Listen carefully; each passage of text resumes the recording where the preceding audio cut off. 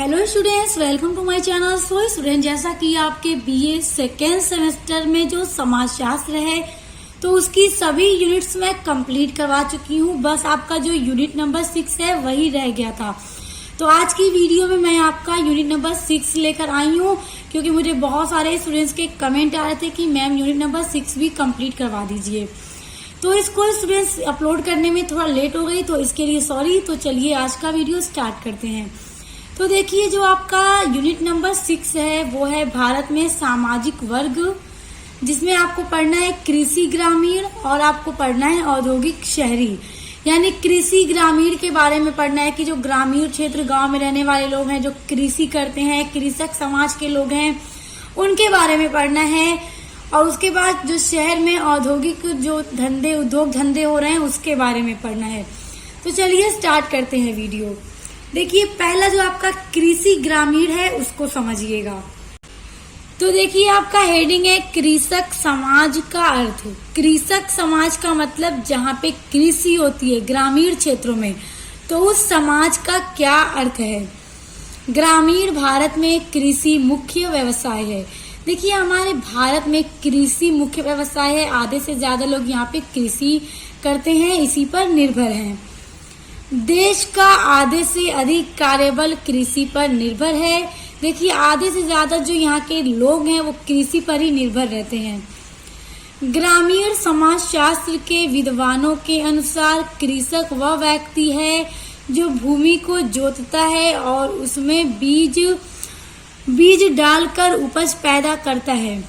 देखिए, जो ग्रामीण क्षेत्रों के समाजशास्त्र रहे हैं उनका ये मानना है कि कृषक वह व्यक्ति है। कृषक का मतलब किसान वह व्यक्ति है, यानी जो कृषक समाज में रहने वाला वह व्यक्ति है जो भूमि को जोतता है, यानी बीज डालता है, उन्हें उगाता है, फसल उगाता है।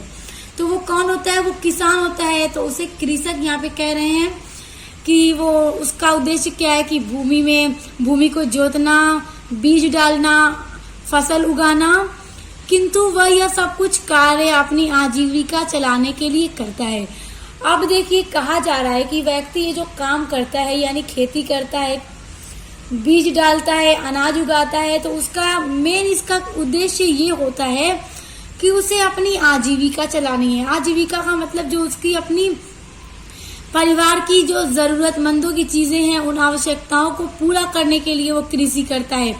यानी अपने परिवार का पेट भरने के लिए वो कृषि करता है। उसका उद्देश्य यह नहीं है कि कृषि करके वो उसे बेचे और धन की कमाई करे, यानी पैसे कमाए। तो देखिए, यहाँ पे वही कहा जा रहा है कि वह यह सब कुछ कार्य अपनी आजीविका चलाने के लिए करता है। उसका उद्देश्य अपनी उपज से व्यापार करके धन प्राप्त करने का नहीं होता।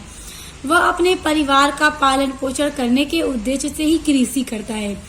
यानी जो कृषि ग्रामीण क्षेत्रों में जो व्यक्ति रहते हैं वो मतलब खेती करते हैं, मगर खेती करके जो वो फसलें उगाते हैं, जो उनकी उपज होती है, तो उनका मेन उद्देश्य ये नहीं होता है कि हम ये जो खेती कर रहे हैं, जो फसलें उगा रहे हैं, हम इन्हें ले जाकर बाजार में बेचेंगे और इनसे व्यापार करेंगे और धन की प्राप्ति करेंगे, पैसे कमाएंगे।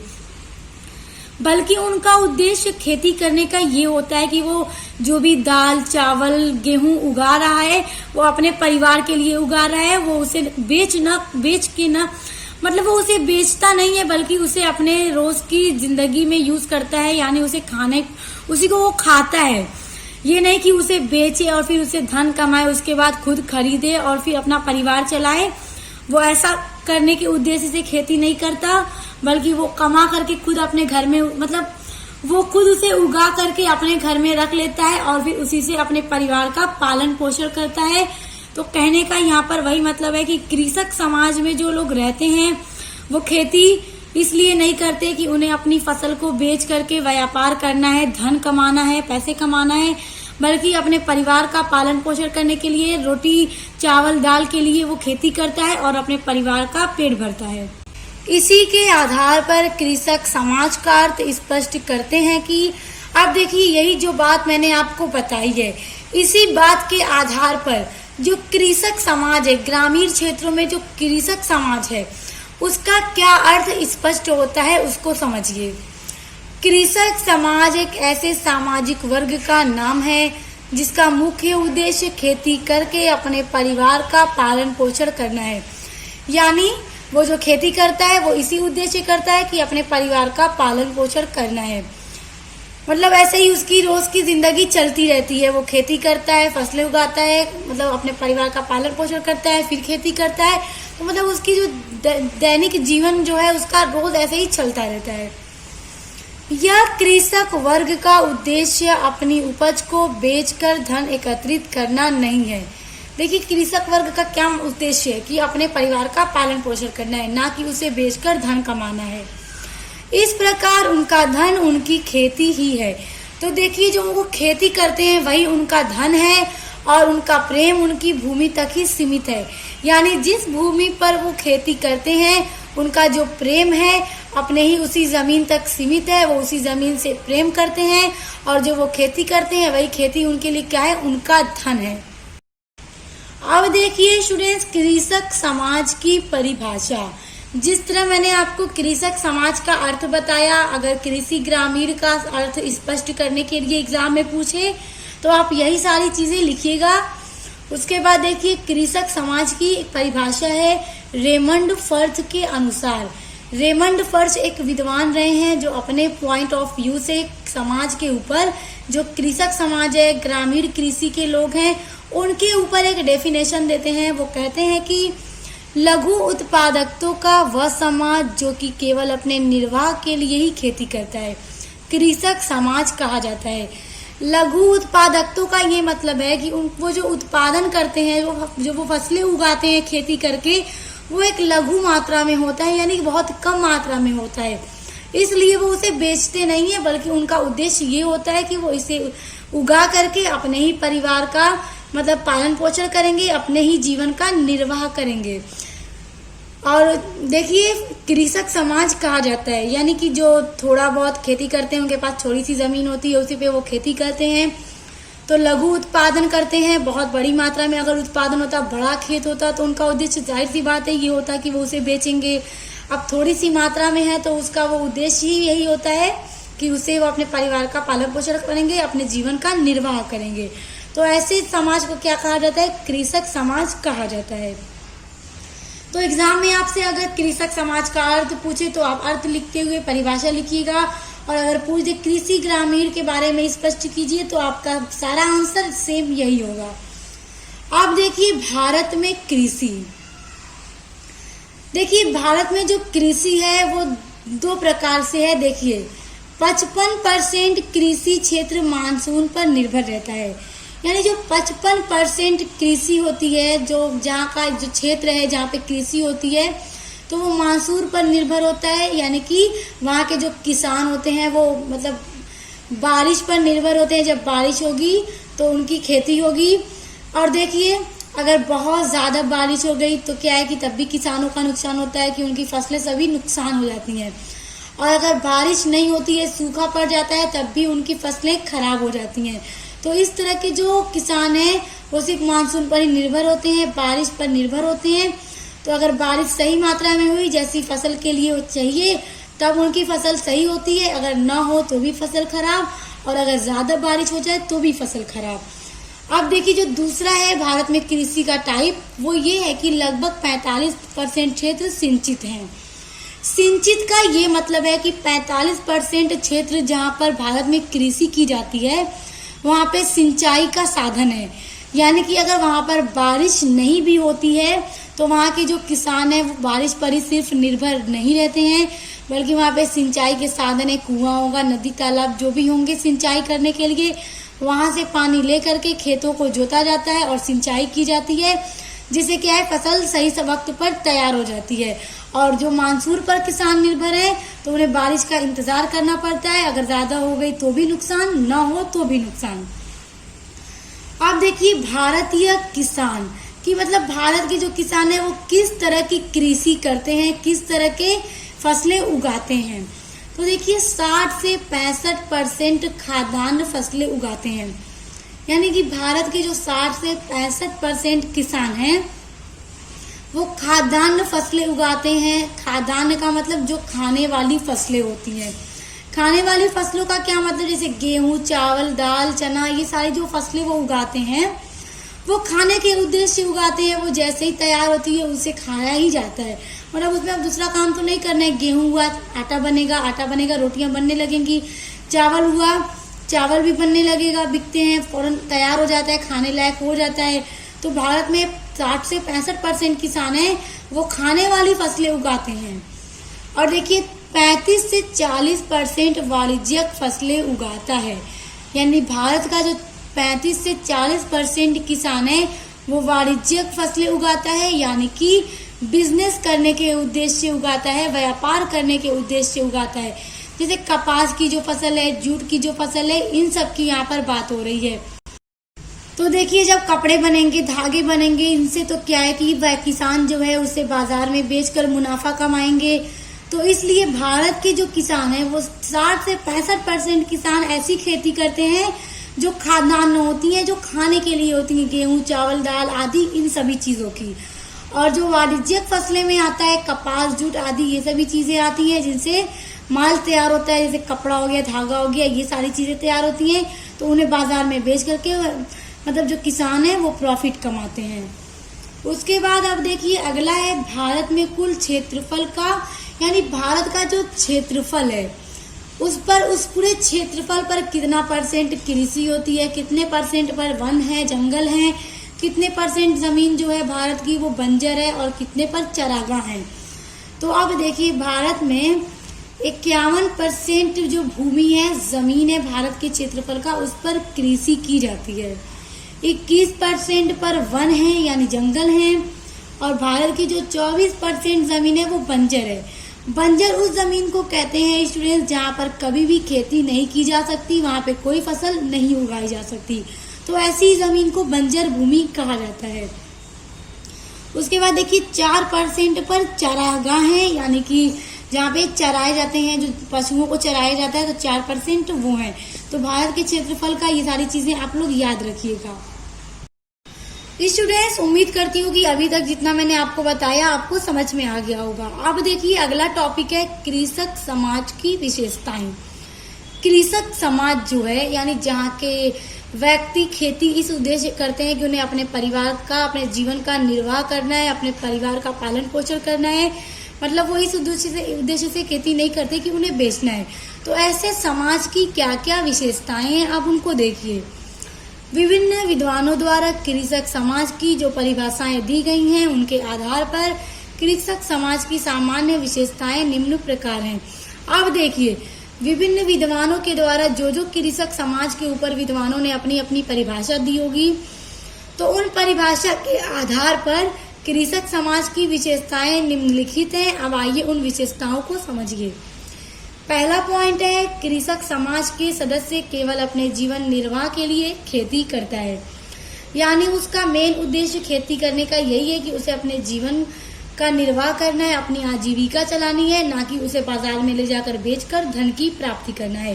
यानी वो अपने परिवार में जो भी खाने पीने की चीजें खरीद करके आती हैं तो वही उद्देश्य करता है कि वो फसलें उगाएगा और अपने परिवार में उसे रखेगा और वही खाएगा। दूसरा पॉइंट है कृषक समाज एक स्थिर समाज है। इसके व्यक्तियों का जीवन प्राकृतिक जीवन है क्योंकि इनका प्रकृति से प्रत्यक्ष संबंध है। अब देखिए जो गांव में रहने वाले लोग हैं उनका क्या प्राकृतिक जीवन होता है, क्योंकि वहां पे खेत होते हैं, पेड़ पौधे होते हैं, बड़े बड़े खेत होते हैं, मिट्टी का घर होता है, वहां पे ज्यादातर पक्के घर नहीं देखने को मिलते हैं। तो मिट्टी क्या है कि कितनी ठंडी हुई रहती है, उस पर काफी ज्यादा बैठने में भी आराम मिलता है। और शाम के वक्त में क्या है कि हवाएं चलती हैं, लोग पेड़ों के नीचे बैठे रहते हैं, आनंद उठाते हैं प्रकृति का। तो ये सारा जो वहाँ का नज़ारा होता है काफी ज्यादा खूबसूरत होता है गाँव में। तो जो गाँव के लोग होते हैं उनका प्राकृतिक से एकदम डायरेक्ट रिलेशन होता है, क्योंकि अगर हम शहर की बात करें, शहर से कंपेयर करें, तो शहर के लोगों का डायरेक्ट नेचुरल चीजों से मतलब संबंध नहीं होता। यहाँ पे ज्यादा पॉल्यूशन होते हैं, ये सारी चीजें हमें शोर शराबे, नॉइस होते हैं, रोड पर से बड़े बड़ी गाड़ियां मोटर जो चलती हैं, पॉल्यूशन भी होता है। बल्कि गांव के लोगों का जो जीवन है एकदम स्वच्छ होता है, काफी एकदम ठंडी ठंडी ताजी ताजी हवाएं वहाँ के लोग लेते हैं। तो इसलिए वहाँ के लोगों का जो जीवन है एकदम प्रकृति से मतलब डायरेक्ट रिलेशन होता है।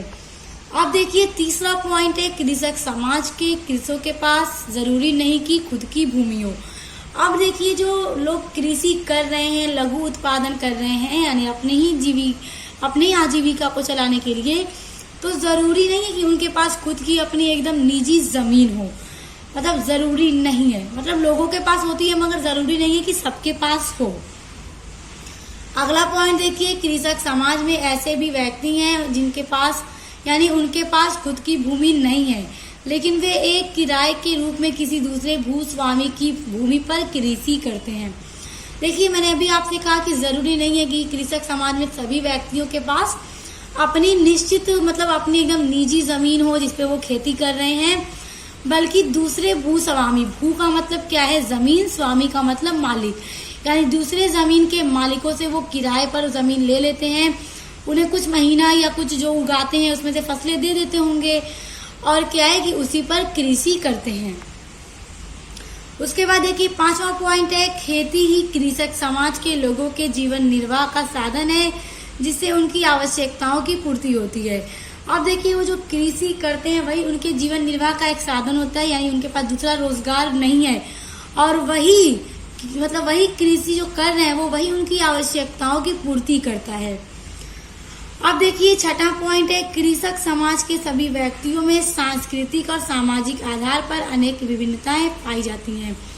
यानी कृषक समाज में जितने भी व्यक्ति रहते होंगे, तो सांस्कृतिक रूप से अगर देखें कि जो उनका मतलब उनकी जो संस्कृति है और जो उनके सामाजिक आधार हैं, इनके आधार पर हमें दोनों के बीच में काफी ज्यादा डिफरेंसेस देखने को मिलते हैं। यानी जरूरी नहीं है कि सबका जो कल्चर है और जो सामाजिक और भी चीजें हैं सब देखने में सेम हो, अलग अलग भी वहाँ के लोगों में हो सकता है। सो स्टूडेंट्स, आई होप कि आपको कृषक समाज का अर्थ, उसकी विशेषताएं सब अच्छे से समझ में आ गया होगा। अब आ जाएंगे अपने यूनिट के दूसरे टॉपिक औद्योगिक शहरी पर। देखिए दूसरा टॉपिक है आपका औद्योगिक शहरी। अभी तक आपने ग्रामीण के बारे में पढ़ा कि ग्रामीण में यानी गांव के क्षेत्रों में जो व्यक्ति रहते हैं वो खेती करते हैं, उनका खेती करने का क्या उद्देश्य होता है, ये सारी चीजें आपने पढ़ी। अब आप वही सारी चीजें शहर के बारे में पढ़ेंगे कि शहर के लोगों में किस तरह के व्यापार होते हैं। जैसे कि गांव में क्या करते हैं, कृषि करते हैं, उनका उद्देश्य अपने आजीविका चलाना है, अपने जीवन का निर्वाह करना है। और जो शहर में बड़ी बड़ी फैक्ट्री होती हैं, कारखाने होते हैं, उनके बारे में आप शहर के बारे में पढ़ेंगे। देखिए आपका हेडिंग है औद्योगिकरण। औद्योगिकरण एक सामाजिक तथा आर्थिक प्रक्रिया है। इसमें मानव समूह की सामाजिक आर्थिक स्थिति बदल जाती है। तो देखिए जो औद्योगिकीकरण है वो एक ऐसी प्रक्रिया होती है जिससे कि समाज में जो आर्थिक और सामाजिक दोनों स्थिति है उन दोनों का डेवलपमेंट होता है, विकास होता है।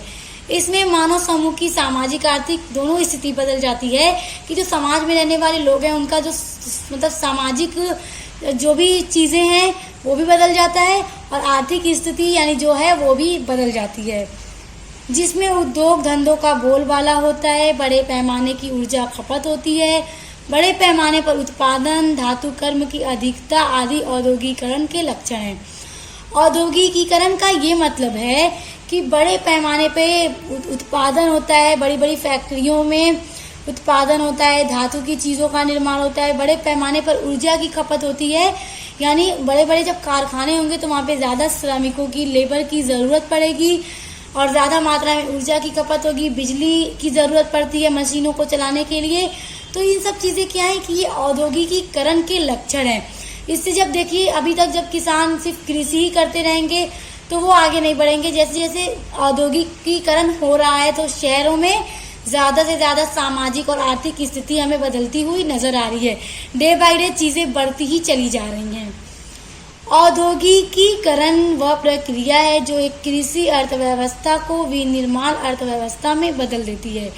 आप देखिए औद्योगिकीकरण एक ऐसी प्रक्रिया है, एक ऐसा प्रोसेस है जो एक कृषि जो अर्थव्यवस्था है, जब तक मतलब जो कृषि हो रही है, खेती हो रही है, उस अर्थव्यवस्था को विनिर्माण अर्थव्यवस्था में बदल देती है।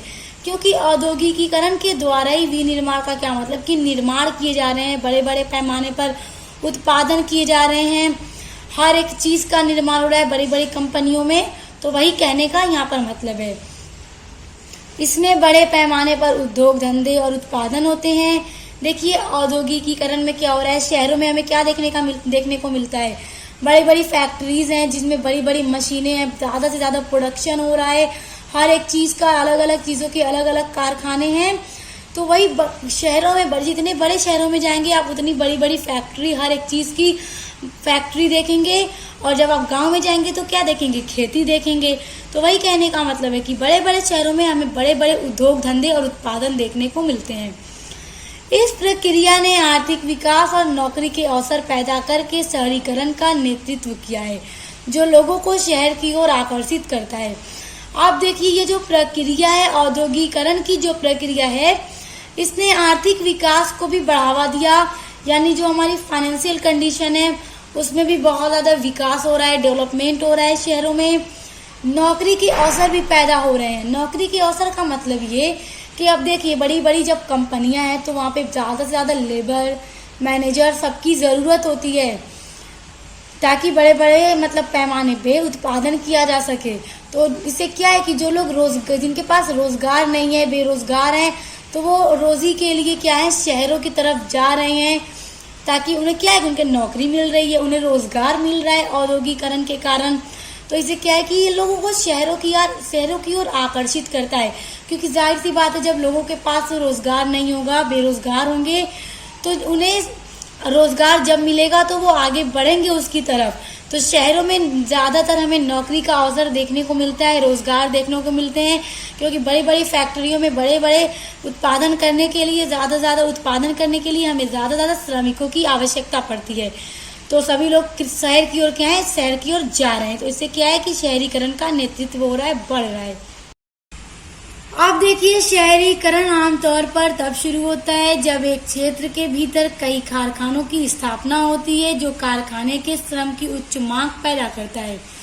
आप देखिए शहरीकरण आमतौर पर तब शुरू होता है, यानी शहर कब बढ़ रहा है, जब वहाँ पे उस शहर के अंदर बड़े बड़े कारखाने बनाए जाएं, बड़ी बड़ी फैक्ट्री होंगी जिनमें बड़ी बड़ी मशीनें होंगी, जो कपड़े की अलग होगी, जूते की अलग होगी, बैग की अलग होगी, चमड़े से जितनी भी चीजें बनती हैं उनकी अलग होगी। बहुत हर एक चीज स्टूडेंट जो हम देख रहे हैं, हम जिनका यूज कर रहे हैं, वो सब हमें क्या है कि कारखानों से ही तो बनकर आती हैं, फिर हमारे पास आती हैं, हम उन्हें खरीदते हैं। तो वही सब चीजें बनाने के लिए अब देखिए जब कारखाने होंगे तो इससे क्या है कि श्रम की उच्च मांग होगी। अब ज्यादा श्रमिकों की, लेबर की जरूरत पड़ेगी मशीनों को चलाने के लिए, माल को बनाने के लिए। कपड़े की मिल अगर है तो वहाँ पे कपड़ों का निर्माण करने के लिए, जूते की है तो जूते का निर्माण करने के लिए तो श्रमिकों की, लेबरों की जरूरत पड़ेगी। इससे क्या है कि शहरीकरण का निर्माण भी होता है, शहरीकरण बढ़ता है और लोगों को रोजगार भी मिलता है। अन्य व्यवसाय जैसे भवन निर्माता, खुदरा विक्रेता और सेवा प्रदाता फिर श्रमिकों की उत्पाद मांगों को पूरा करने के लिए कारखानों का अनुसरण करते हैं। यानी अन्य व्यवसाय जैसे भवन निर्माता, जैसे कि बड़ी बड़ी बिल्डिंग्स बनती हैं, खुदरा विक्रेता होते हैं, और सेवा प्रदाता बहुत सारी ऐसी कंपनी हमें देखने को मिलती है, ऑर्गेनाइजेशन देखने को मिलते हैं शहरों में जो सेवा देते हैं। अगर आप देखें एक तरफ से तो डॉक्टर भी क्या है, सेवा देते हैं शहर में, और देखिए जो वकील होते हैं वो भी सेवा ही देते हैं। तो हर तरह की चीजों का व्यवसाय हमें शहर के अंदर देखने को मिलता है। यह रोजगार पैदा करता है और आवास की मांग करता है, और इस तरह से शहरी क्षेत्र की स्थापना होती है। देखिए जब बड़े बड़े कारखाने होंगे, ज्यादा मात्रा में उत्पादन होंगे, श्रमिकों की जरूरत पड़ेगी माल को बनाने के लिए, प्रोडक्शन करने के लिए, तो क्या है, रोजगार पैदा हो रहा है। यानी जो बेरोजगार है उनके लिए एक रोजगार बन रहा है, यानी हर कोई वहां पे जा करके काम करके अपनी जीविका चला सकता है। और इस तरह से क्या एक शहर की स्थापना होती है। स्टूडेंट्स कुछ पॉइंट हैं, देखिए पहला है औद्योगिकरण ने खेती से कृषि व्यवसाय में बदलाव की शुरुआत की। यानी औद्योगिकरण ने क्या किया, खेती से कृषि व्यवसाय में बदलाव की शुरुआत की। यानी जो लोग सिर्फ कृषि कर रहे थे अब उन्हें भी शहर जाकर मतलब कारखानों में कार्य करने का, बड़े रोजगार का मौका मिल रहा है। दूसरा पॉइंट देखिए, दूसरा पॉइंट है मशीनीकरण और उत्पादन में वृद्धि के कारण लोग शहरी केंद्रों में जाने लगे। यानी मशीनों से उत्पादन होने लगा, भारी भारी मात्रा में उत्पादन हो रहा है हर एक चीज का। शहर के अंदर बड़े बड़े कारखानों में मशीनों के द्वारा हो रहा है, तो लोग क्या है कि शहरों की तरफ जाने लगे। आप देखिए तीसरा पॉइंट है, शहरीकरण जारी है क्योंकि क्षेत्र आर्थिक और सामाजिक सुधार में चक्र से गुजरते हैं। कहने का ये मतलब है कि शहरीकरण कभी रुकता नहीं है स्टूडेंट्स। अगर हम देखें तो डे बाय डे हर एक चीजों में बढ़ावा होता ही जा रहा है, डेवलपमेंट होता ही जा रहा है। ऐसा नहीं है कि हम पीछे की तरफ जा रहे हैं, बल्कि हम डे बाय डे और भी ज्यादा टेक्नोलॉजीज देख रहे हैं, हर एक चीज में आसानियां देख रहे हैं। खेती भी अब क्या है कि मशीनों के द्वारा हो रही है। देखिए हम देखें डे बाय डे चीजें बढ़ ही रही हैं, रोज तकनीकी का विकास हो रहा है। पीछे की तरफ हम नहीं जा रहे हैं, बल्कि हम आगे की तरफ ही जा रहे हैं। इसलिए कहने का ये मतलब है कि शहरीकरण जारी रहता है, शहर डे बाय डे आगे बढ़ते ही चले जा रहे हैं क्योंकि क्षेत्र जो है आर्थिक और सामाजिक सुधार के चक्र से गुजरते हैं। हर वक्त इनमें रोज बाय डे क्या है सुधार होता जा रहा है, तकनीकी का विकास होता जा रहा है। अब देखिए स्टूडेंट्स आपका अगला हेडिंग है औद्योगिकरण के बाद शहरीकरण, क्योंकि स्टूडेंट जब औद्योगिक आया उसी के बाद शहरीकरण हुआ है। यानी जब औद्योगिकरण आने का ये मतलब कि बड़े बड़े कारखाने स्थापित किए गए शहरों के अंदर, बड़ी बड़ी मशीनें लगाई गई जिनके द्वारा बड़े बड़ी मात्रा में हर एक चीज का उत्पादन हो रहा है।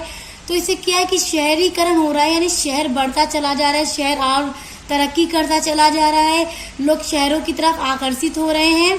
तो आप देखिए कि किस तरह औद्योगिकरण के बाद शहरीकरण हुआ। औद्योगिकरण के कारण आर्थिक विकास होता है, औद्योगिकरण के कारण ही आर्थिक विकास होता है। डे बाय डे चीजें और भी ज्यादा डेवलप कर रही हैं। बेहतर शिक्षा और सार्वजनिक कार्य एजेंसियों की मांग बढ़ जाती है। देखिए इसी के कारण क्या है कि बेहतर शिक्षा मिल रही है। अब तो आप देख सकते हैं ऑनलाइन हर तरह की पढ़ाई हो रही है। कोई भी फील्ड हो, किसी भी फील्ड से आप कोई भी पढ़ाई करना चाहते हैं आप ऑनलाइन आराम से कर सकते हैं। पहले हमें जाकर करना पड़ता था, अब हमें एकदम वही पढ़ाई घर बैठे ऑनलाइन मिलती है। और सार्वजनिक कार्य एजेंसियों की भी मांग बढ़ रही है। तो ये क्या, ये सब आर्थिक विकास हो रहा है। अगर एक बार किसी क्षेत्र का औद्योगिकरण हो जाने के बाद शहरीकरण की प्रक्रिया काफी लंबे समय तक चलती रहती है। यानी अगर किसी क्षेत्र में एक बार औद्योगिकरण हो गया, वहाँ पे बड़ी बड़ी फैक्ट्रीज कंपनी बन गई, वहाँ पे डे बाय डे क्या है प्रोडक्शन बढ़ता जाएगा और क्या है शहरीकरण की जो प्रक्रिया है डे बाय डे बढ़ती जाएगी। लंबे टाइम तक वो शहरीकरण वहाँ पे होता रहेगा, लोग शहरों की तरफ आकर्षित होते रहेंगे और शहर क्या है तरक्की पे तरक्की करता रहेगा। इससे जो सामाजिक और आर्थिक विकास है उसमें बढ़ावा होता रहेगा। अब आ जाइए अपनी अगली हेडिंग पे। आपकी अगली हेडिंग है शहर में हो रही औद्योगिक प्रगति, यानी शहर में जो औद्योगिक प्रगति हो रही है उसके बारे में पढ़िए। पहला पॉइंट है, देखिए शहर में जो औद्योगिक प्रगति हो रही है, प्रोग्रेस हो रहा है, उसके कारण देखिए क्या क्या चीजें हो पा रही हैं। मिलों और उद्योगों के विकास के परिणाम स्वरूप लोगों की आमद शहरों में चली गई है, जिससे शहरी बुनियादी ढांचे की मांग बढ़ गई है। देखिए मिलों और उद्योगों का ये मतलब, मिलों का मतलब जैसे कपड़ा की मिल की फैक्ट्री होती है और हर एक चीज की बड़ी बड़ी मिल होती हैं, उद्योग होते हैं, बड़े बड़े पैमाने पर विकास हो रहे हैं। तो इन्हीं के कारण क्या है कि लोगों की जो आमद है शहरों की तरफ चली गई है, यानी लोग शहर की तरफ बढ़ रहे हैं, शहरों में जाकर बस रहे हैं, जिससे क्या है कि शहर की जो बुनियादी ढांचे हैं उसमें मांग बढ़ गई है। आप देखिए दूसरा पॉइंट है, औद्योगिकरण के परिणाम स्वरूप बहुत सारे रोजगार उपलब्ध हुए, बहुत सारे लोग शहरों में चले गए, जिससे उनकी आबादी तेजी से बढ़ी।